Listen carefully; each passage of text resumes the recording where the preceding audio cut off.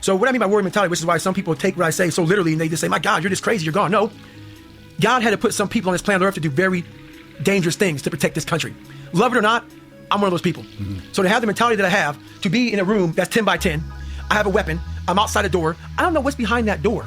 So our job is to seal, most of our job is to go behind, open a door, and say, surprise, we're here.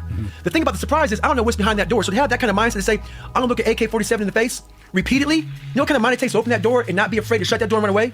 I was building that callous mind through these things, bad waters, so even after I became a SEAL, I was still on the journey to become a better warrior. Right. And these races and all these events, about being an ultra runner, I saw, first of all, it's about raising money, but also the selfish side of it all was, I was building a warrior mentality by putting myself in the crucible of hell at mile 60 of a 135-mile race in Bedwater. What are you thinking? Blisters, shin splints, stretch fractures, peeing blood maybe?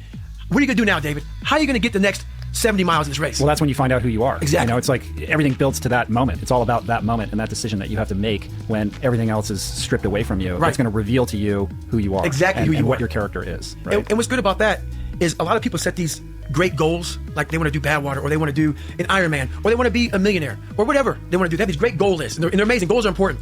But what we don't do in life, which is why people quit in SEAL training and they quit in these different things, we don't look at ourselves in the accountability mirror and take care of the number one thing before you start a goal. Let's take care of our insecurities. Because they're going to surface when you put yourself in the crucible and you're suffering. You may be the best physically fit person on the planet. If you haven't handled your mind and handled your jealousies, your insecurities, whatever happened to you as a child and in between, they're going to surface at the time when your mind starts to question, why the hell am I out here in this race? Right, because if you don't know why you're doing it, most people, I would venture to say that most people that sign up for these things don't really have a firm grip on why they're doing it. And more often than not, it is fueled by some insecurity or some sort of, ego issue. Right. So that when shit goes left, there's nothing there. That's you know right. what I mean? They can't grab back on it up shit. to, That's right? right. Because the priorities are kind of out of whack because there is that disconnect with the real reason or the kind of the appropriate healthy drive to get somebody to invest in something. I'm glad you like said that. healthy drive. That's true. What keeps a person in the fight is having purpose. Having purpose. Leave the ego at the door because the ego will kill you every time. You will always quit. So that's why I've been able to get through things because I know I was a scared, uneducated kid who stuttered and had zero. And I had to look at myself in the mirror and hold myself accountable for who I wasn't and who I wanted to be. And that process didn't happen overnight, and it didn't happen through only 3 buds. I mean, you've done tours in Iraq and Afghanistan. You've also done Army Rangers. Are you on Wikipedia it says like you're the only guy in current, well, not anymore because you retired, but current armed forces who's done Rangers, Air Force Special Buds, Ops, and Air Force Special Ops. That's so true. 3. Yeah. Yep.